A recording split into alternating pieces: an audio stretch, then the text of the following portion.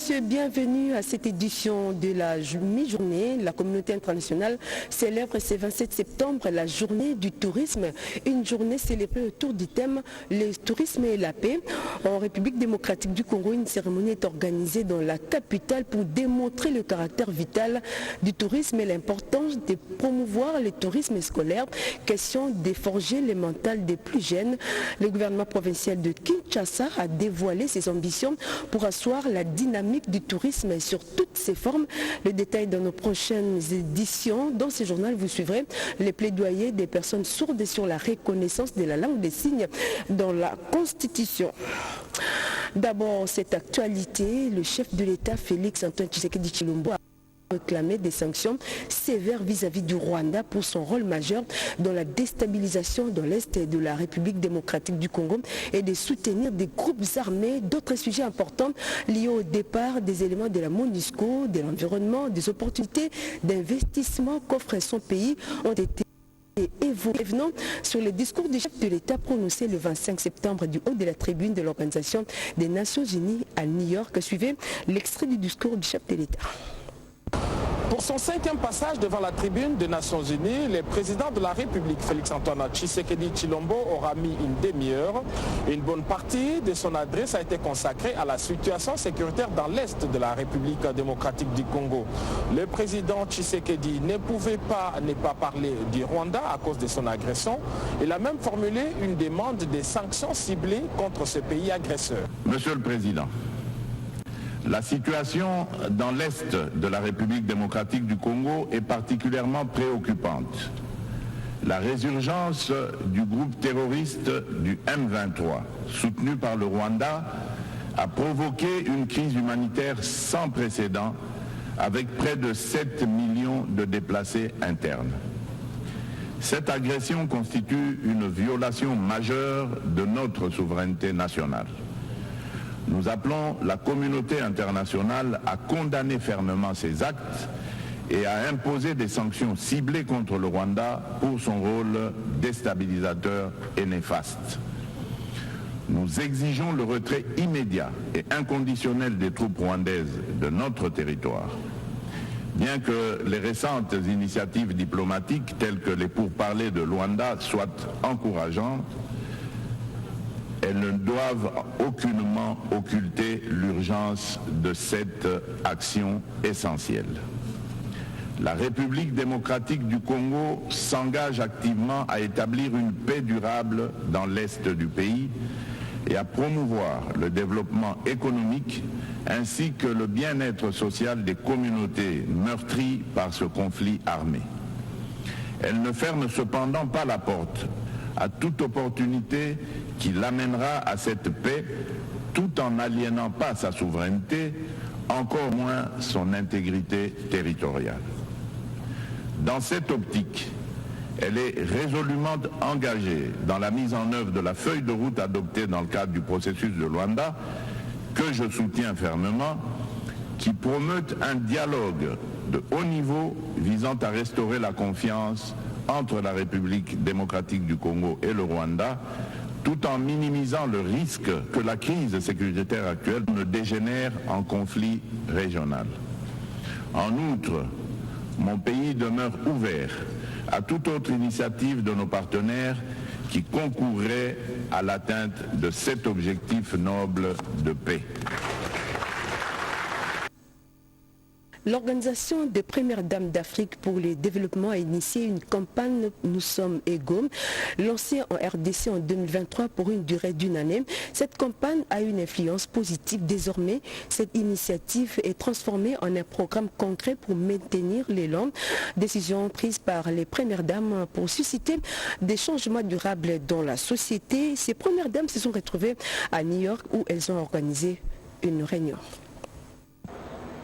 Autour du thème « Nous sommes égaux », amplifier les changements grâce à la collaboration, les épouses des chefs d'État africains ont ensemble l'occasion à travers cette rencontre de partager les progrès réalisés par chacun de leurs pays dans les domaines notamment de la santé, de l'éducation, de l'autonomisation économique des femmes et de la lutte contre la violence basée sur les genres. 4 axes fondamentaux avant de réaffirmer leur engagement en faveur de l'égalité des sexes et de l'autonomisation des femmes sur le continent africain. Représentant Sousti Bumba, première dame de la Namibie et présidente de l'Organisation des premières dames d'Afrique pour le développement OPTAD, Denise Nyakiro Tshisekedi, vice-présidente de l'organisation, qui s'est toujours distinguée par son engagement perpétuel et indéfectible en faveur de l'égalité des sexes en République démocratique du Congo, a présidé la rencontre. Son implication dans cette campagne revêt une importance particulière, mettant l'accent sur l'urgence d'aborder les enjeux cruciaux qui touchent les femmes africaines. Denise Nyakiro Tshisekedi a démontré au travers de ses multiples initiatives une détermination sans faille à faire progresser ces questions essentielles. Un engagement qui va bien au-delà des discours. La conférence de l'OPTAD a été ainsi un véritable appel à l'action et la voix de Denise Nyakiro Tshisekedi y a résonné pour toutes celles et ceux qui œuvrent pour un monde plus juste et équitable. Nous sommes égaux en action.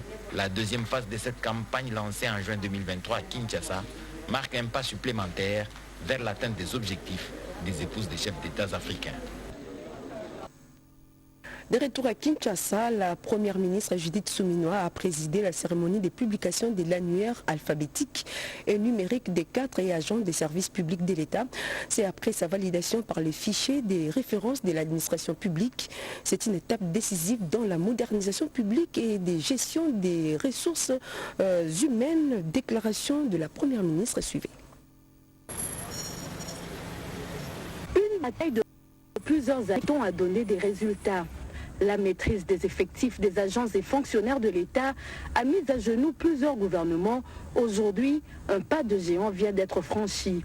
La première ministre Judith Suminwa Tuluka a publié ce jeudi l'annuaire alphabétique et numérique des cadres et agents des services publics de l'État, validé par le fichier de référence de l'administration publique. Jean-Pierre Liaou, vice-premier ministre, ministre de la fonction publique, modernisation de l'administration publique et innovation du service public, a souligné que cet annuaire représente un outil de gestion crucial, permettant ainsi de recenser de manière précise l'ensemble des agents de l'État et mettre fin à l'existence des fictifs. Bien plus qu'un simple répertoire nominatif renseignant pour chaque agent quelques informations phares, à savoir le nom, matricule, grade, service d'affectation et photo de profil, l'annuaire alphabétique est un outil de gestion qui symbolise la ferme volonté du gouvernement de maîtriser l'ensemble des effectifs de son appareil administratif et de marquer l'avènement d'un nouveau système de gestion des ressources humaines de l'État.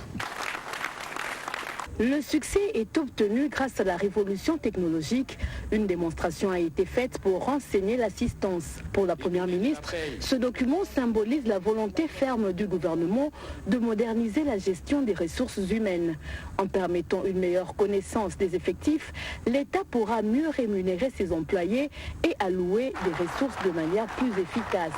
Le temps où l'État payait des faux agents doit être révolu. Ainsi, j'encourage le ministère de la fonction publique à mettre les bouchées doubles pour mettre fin au phénomène NU, nouvelle unité, en disposant notamment d'un mécanisme efficace de suivi et de contrôle pouvant nous permettre de veiller, conformément à la Constitution, au respect strict des règles d'accès dans la fonction publique afin de faire éviter à notre pays de retomber dans les travers du passé. Cette publication ne concerne que les services centraux et les divisions urbaines de Kinshasa pour la première étape. Symboliquement, quelques membres du gouvernement ont reçu des exemplaires ainsi que les représentants d'autres services de l'État invités à cette cérémonie. Au ministère de l'Intérieur, le ministre Jacques Méchabane Louko a été informé des avancées significatives dans l'organisation des élections législatives dans les circonscriptions de Yakoma dans la province du Nord-Ubangi, Massimanimba dans les Kwilu, Kwamut, dans les Maïndombe, à l'exception des Rutshuru et Massissi touchés par la guerre d'agression dont est victime la République démocratique du Congo. Le président de la Commission électorale nationale indépendante, Denis Kadima, lui a également fait part de la publication du calendrier calendrier pour ces élections prévues incessamment. Le récit avec Bobo Anani Mokondi. L'organisation des élections dans les circonscriptions jadis écartées, faute d'insécurité ou de fraude constatée, était sous examen lors de cette rencontre entre le vice-premier ministre, ministre de l'Intérieur et Sécurité Jacques Chabani et le président de la CENI, Denis Kadima. Il s'agit de Yakoma dans la province du Nord Ubangi, de Massimanimba dans le Kwilu et de Kwamount. Les circonscriptions de la province du Nord Kivu sous agression rwandaise n'ont pas pour l'instant pas été prises en compte. Ce qui concerne les élections locales, là aussi, il faudra qu'au niveau du gouvernement, qu'on puisse résoudre un certain nombre de problèmes, notamment le financement et tout ça. Mais au moins, nous voulons avancer un peu plus systématiquement qu'avant. Au cours de ces échanges, il était également question pour Denis Kadima de solliciter auprès du patron de la territoriale son apport dans la sécurisation de ses prochaines opérations électorales dont le calendrier sera officiellement rendu public incessamment. La problématique relative à l'élection des conseillers urbains, des maires et de bourgmestres était aussi sur la table de discussion. Nous ne pouvons pas aller aux élections sans qu'il y ait la police. Vous savez que c'est une compétition, tout le monde veut gagner. Il faut qu'il y ait de l'ordre. Il fallait faire le point de la situation avec le VPM, d'autant plus que nous ne pouvons pas organiser les élections sans qu'il y ait une sécurisation de ce processus. Il fallait voir ensemble où nous en étions. La Commission électorale nationale indépendante, en approchant le vice-premier ministre, ministre de l'Intérieur et Sécurité Jacques Chabani, veut faire preuve de sa détermination à mener à terme le processus électoral entamé en 2023 en organisant les élections dans les territoires qui ont connu des problèmes. La situation sécuritaire dans les provinces de la Tchopo, Maïndombe et Ituri préoccupe au plus haut point le gouvernement de la République, aussi bien les acteurs politiques natifs de ces provinces, ce qui explique les échanges entre le ministre de la Défense Guy Kalombo Mwanyavita et les caucus des députés nationaux des provinces précités. Reportage Sandra Nyangui. La République démocratique du Congo a occupé en 2023 la deuxième place sur la liste des pays qui ont enregistré le plus grand nombre de violations graves dans le monde.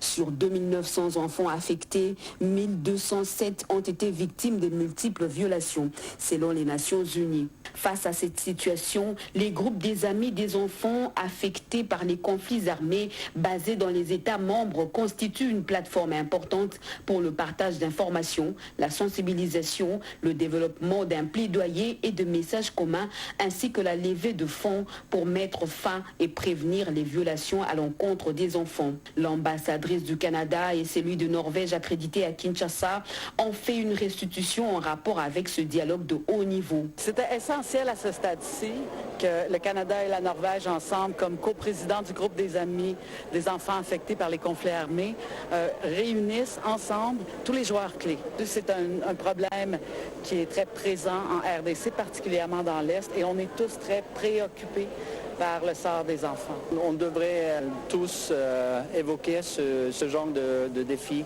dans nos réunions et dans nos rencontres pertinentes et avec le gouvernement et travailler avec les organisations qui sont sur le terrain. Ce dialogue a pour but de vulgariser le rapport des Nations Unies sur la problématique des enfants affectés par les conflits armés en République démocratique du Congo. Plusieurs participants ont pris part à cette activité tels que le ministère de l'Intérieur, de la Défense, du Genre, Enfants et Familles, l'UNICEF et tant d'autres. Voilà, c'était plutôt une activité qu'a déployé le ministre de la Défense avec les diplomates canadiens. La vice-ministre de la Défense et ancien combattant a voulu secours aux populations sinistrées à Bayo et Tioma dans les territoires de Djougou, dans la province de l'Ituri. Une visite de réconfort et d'assurance nous décrit Junior Selemani dans son reportage. La mission du vice-ministre de la Défense nationale en Ituri, une terre ravagée par la violence, fait briller une lueur d'espoir dans ces recoins le plus meurtri. La visite de Sami à Dubango sur les rives du lac Albert à la frontière de l'Ouganda, marquée par la douleur des attaques récentes, a été un acte de bravoure et de compassion à Tchoumia, lieu d'une récente tragédie où un officier supérieur de FARDC a trouvé la mort d'une attaque lâche du groupe Zahir. Le vice-ministre a réconforté le troupe et a salué l'héroïsme de soldats qui, malgré les blessures et les pertes, continuent à défendre l'intégrité du territoire national. À Kasseni, il a rappelé aux soldats que leur mission va au-delà de balles et de fusils. Ils protègent des vies, de familles, un peuple. C'est leur courage qui redonne à cette terre tourmentée l'espoir de retrouver un jour la paix.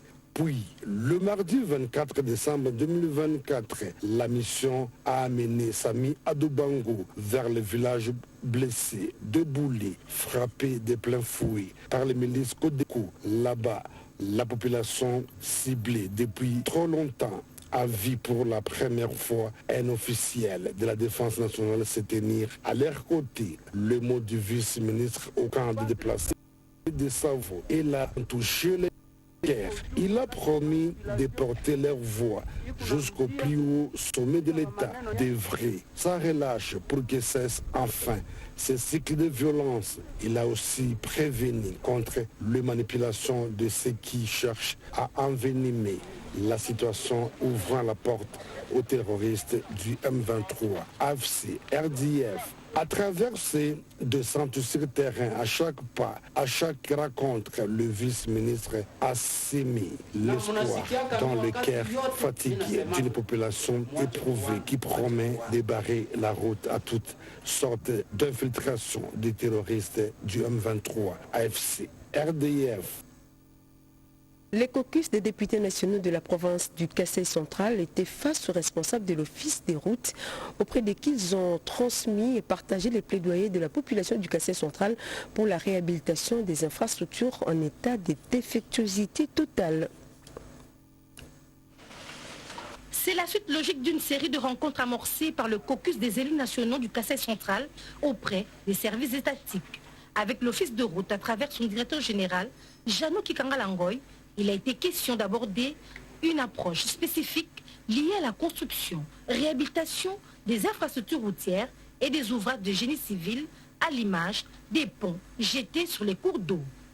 Nous avons abordé des questions en rapport avec les travaux que nous devons réaliser liés à la lutte anti-érosive, aux travaux routiers avec mécanisation et aussi aux travaux pour la réhabilitation ou la construction des ponts. Nous avons abordé plusieurs projets qui concernent notre province. Il y a des travaux qui s'effectuent sur RN1, c'est-à-dire Kamouchakananga.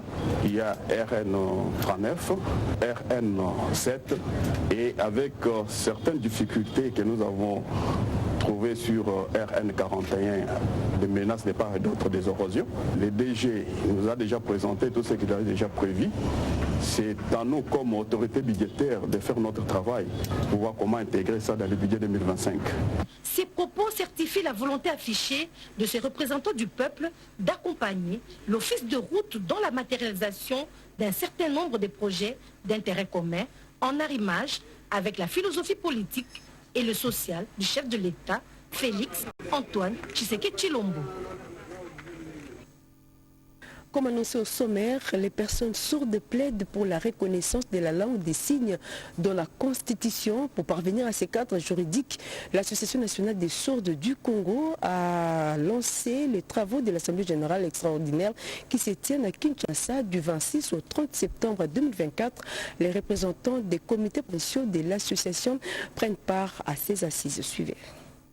La communauté des personnes sourdes milite pour asseoir une association forte et confiante susceptible d'aider et protéger le bien-être des sourdes. Les travaux de cette Assemblée générale extraordinaire des personnes sourdes attendent de redynamiser des activités au sein de cette association pour promouvoir les droits, la langue des signes et améliorer les conditions de vie et la qualité de l'éducation des personnes sourdes en République démocratique du Congo. Ces derniers sont appelés à réfléchir sur la demande de reconnaissance reconnaissance de la langue des signes de la Constitution afin qu'elle soit reconnue comme la langue officielle à l'instar de pays comme la France et l'Afrique du Sud. Le président de cette association, Kyombo Alphonse, qui se félicite de la tenue de ces assises, a remercié la vice-ministre de l'Intérieur, Eugénie Tchela Kamba, pour son appui dans l'organisation de ces assises. L'association nationale de sourds a été créée en 1989.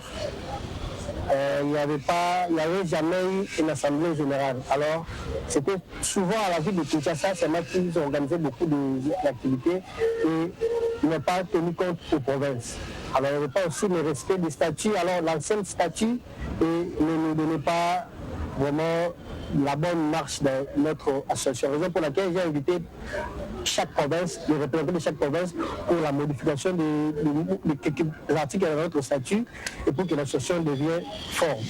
Le ministre des Affaires sociales, représenté par sa conseillère en charge des ONG, a rappelé l'une des missions, c'est d'apporter l'assistance aux vulnérables. L'Association nationale des sourds du Congo, ANSC, a été créée en 1989. La langue des signes doit être enseignée dans les écoles pour briser les barrières et faciliter les dialogues entre les personnes entendantes et malentendantes dans la société. La République démocratique du Congo va bientôt réceptionner 8 bateaux de pêche en provenance d'Égypte, ce qui justifie le déplacement sur place d'une équipe d'ingénieurs, techniciens et experts congolais pour une mission de vérification et de contrôle des retours au pays. Ces derniers ont donné les assurances sur la fiabilité des engins commandés Rodépanda. Les 8 bateaux de pêche commandés en Égypte par le gouvernement congolais arrivent en RDC le plus vite que possible d'ici la fin de l'année. Le ministre de Pêche et Élevage, Jean-Pierre Chimanga Bouanam, en a été informé avec assurance par la délégation marine des pêcheurs en Égypte. En croire Daniel Ntsongo, chef de la délégation de la mission effectuée au Caire, apprécie le meilleur état de ces navires après essai effectué le 17 septembre 2024 sur le fleuve Nil pendant 2 heures, soit de 13h à 15h. Les résultats se sont avérés satisfaisants. Ce sont des bateaux nouveaux, contrairement à la rumeur qui est circulée. Ce sont des bateaux qui existent bel et bien et nous avons testé le bateau et le résultat était plus que parfait. Et nous avons laissé des travaux d'ajustage et nous allons répartir de nouveau.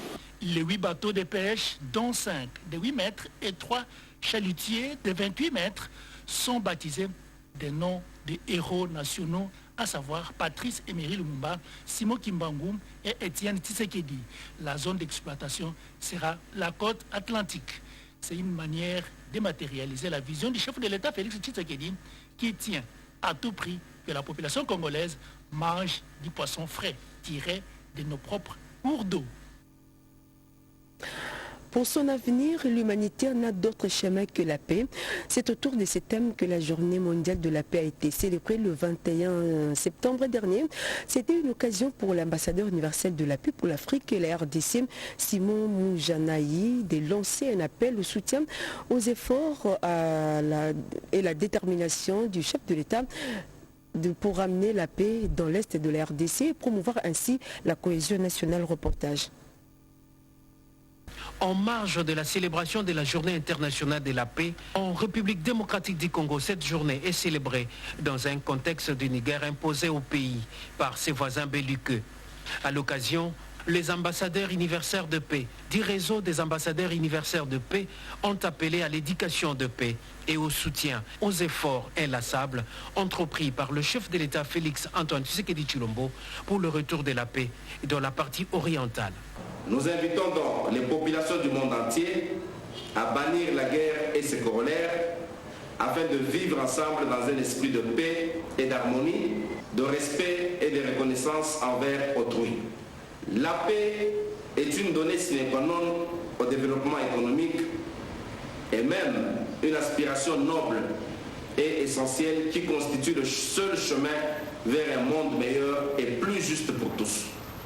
Voilà pourquoi nous saluons la diplomatie agissante de son Excellence Félix Antoine Tshisekedi Tshilombo qui ne ménage aucun effort pour que la paix règne en République démocratique du Congo. À noter que cette journée coïncide avec le lancement du sommet pour l'avenir des Nations Unies qui vise à relancer les efforts de paix à travers le monde pour atteindre les objectifs du développement durable à l'horizon 2030. L'ambassadeur Babakourde Rahman Abdou salue la détermination du chef de l'État Félix-Antoine Tshisekedi Tshilombo pour développer la RDC et travaille pour le retour de paix dans l'Est. La Direction générale de recettes du Kasaï central vient de bénéficier d'un lot important composé des motos et des matériels de bureau dont les ordinateurs, un don de la Banque mondiale à travers son projet Encore. Les travailleurs de cette direction provinciale pourront désormais prester dans des bonnes conditions pour la maximisation des ressources locales. Reportage. Cérémonie grandeur nature, c'est sur l'esplanade du bâtiment du Kasaï central qu'elle a lieu. Les chefs de l'exécutif provincial Joseph Moïse Kamboulou Konko, aux côtés de son adjoint Jean Kouyindama Kandende et des membres du gouvernement provincial, reçoit du coordonnateur national du projet Encore Cédon en présence de la déléguée de la Banque mondiale. 100 motos du type Yamaha et des casques, des ordinateurs ainsi que des matériels de bureau, c'est la composition de cette dotation destinée à la direction générale des recettes du Kasaï central DG4. Elle vise à permettre cette régie financière provinciale d'améliorer les conditions du travail de ses agents dans l'optique de les voir accroître la mobilisation des recettes, indique Godefroy Bissenga, coordonnateur national du projet Encore. Il est important que sur les budgets de la province, désormais, soient financés entièrement par les ressources propres. Et cela est possible lorsque nous mettons en place le mécanisme qui font que les recouvrements des recettes se rapprochent du potentiel fiscal de la province. Dans sa prise de parole, le numéro 1 du Kasaï central a rendu hommage au président de la République, Félix-Antoine Tshisekedi Tshilombo, pour sa vision axée sur les résultats. Joseph Moïse Kamboulou Konko a salué à juste titre cet appui de la Banque mondiale et a appelé les utilisateurs de la régie financière provinciale à en faire bon usage. Je voudrais donc, en ces instants merveilleux, vous exprimer ma gratitude pour votre engagement sans faille à soutenir notre chère province. Conformément aux prescriptions de la Banque mondiale en la matière ou en matière de la bonne gouvernance, que le matériel remis à chaque bénéficiaire fera l'objet d'un suivi sérieux. L'autorité provinciale a par ailleurs plaidé auprès de ses partenaires pour la construction des bureaux au poste de péage, la rénovation de ceux de la DG4 et marché public, la facilitation en imprimé des valeurs, ainsi que pour les renforcements des capacités en faveur des membres du gouvernement provincial. Quelles leçons tirées du processus électoral de 2023? Cette question était au cœur des sessions d'échange entre les groupes marginalisés, la société civile et la CENI. Suivez.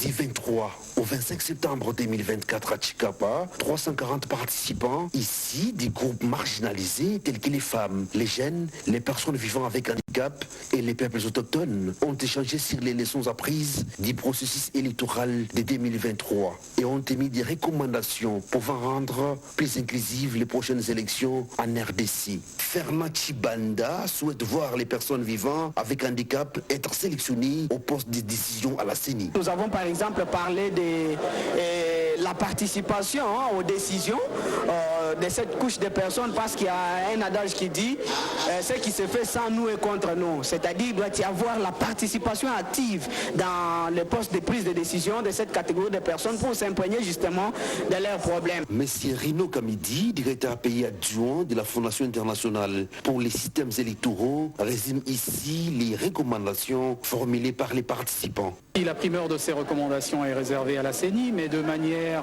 synthétique, on pourrait dire qu'il s'agit essentiellement des questions logistiques, opérationnelles, et bien sûr la traditionnelle question de la carte des électeurs.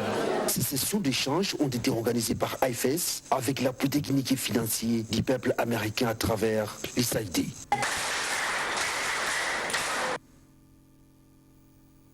Et enfin, parcourons les titres paris dans les journaux en ligne. Place à la revue de presse.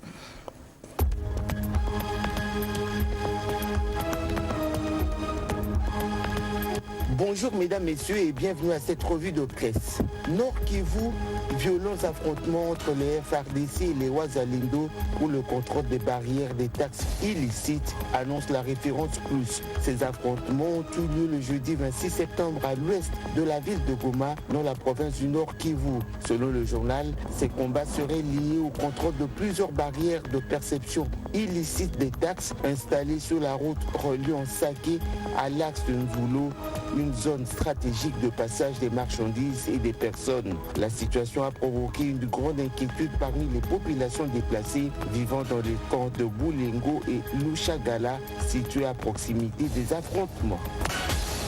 Sud-Ubangi, 2278 cas de Mpox enregistrés jusqu'à la 37e semaine épidémiologique, rapporte Info27.cd. Au total, 2278 cas suspects de Mpox, dont 40 décès ont été enregistrés depuis le début de l'année à travers la province du Sud-Ubangi. Selon le docteur Ernest Monganza, ministre provincial de la Santé, qui s'est confié à l'agence congolaise de presse, toutes les zones de santé sont touchées. La zone de santé de Boudjala, à elle seule, compte 1278 cas, soit 56%. Cette zone de santé est l'épicentre de Mpox. Congo central, Kinzao, la grève des enseignants envoie les élèves dans la rue, constate le phare. La cité de Kinzambouété, située dans le territoire de Sekibanza, dans la province du Congo central, a vibré au rythme inhabituel jeudi 26 septembre 2024. Les Bleus-Blancs ont envahi la rue en ordre. Des centaines d'élèves ont exprimé leur ras-le-bol à travers différentes rues, avenues et artères pour exiger à leurs enseignants de reprendre le chemin de l'école. Depuis la rentrée scolaire 2024-2025, les enseignants de l'EPST de Kinzambouété ont séché les enseignements. Ils exigent du gouvernement central la révision à la hausse de leur salaire. Hausse spéculative de prix de ciment, le vice-premier ministre de l'économie menace titre Econews. Dans un communiqué, le cabinet du vice-premier ministre en charge de l'économie nationale dénonce la hausse du prix du ciment gris sur le marché de Kinshasa. Cette situation est la conséquence de la grève qu'observent depuis le 16 septembre 2024 les chauffeurs de véhicules poids lourds œuvrant sur la route nationale numéro 1 Kinshasa-Matadi. Cette grève perturbe gravement l'approvisionnement de la ville de Kinshasa. Daniel Mukoko Samba attire l'attention des distributeurs de ciment qui, profitant de la rareté du ciment gris sur le marché, font de la spéculation. Ils s'exposent aux sanctions prévues par les dispositions légales en matière de prix et de concurrence.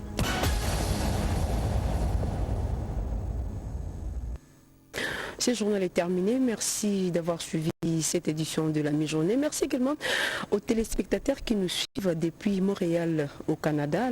L'actualité continue sur nos antennes. Restez branchés sur nos programmes. Au revoir.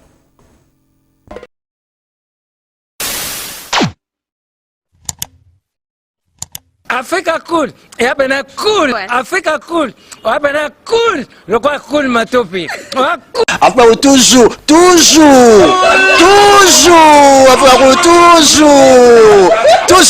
après c'est bon.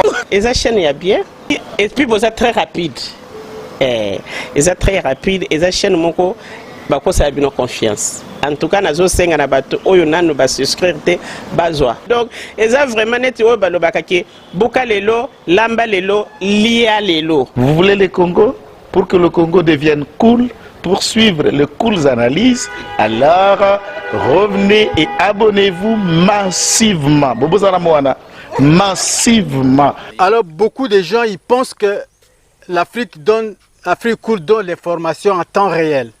Mais je ne crois pas cela. C'est-à-dire l'Afrique cool donne l'information en temps réel et en temps chirurgical. Si tu ne suis pas, tu as la crise cardiaque.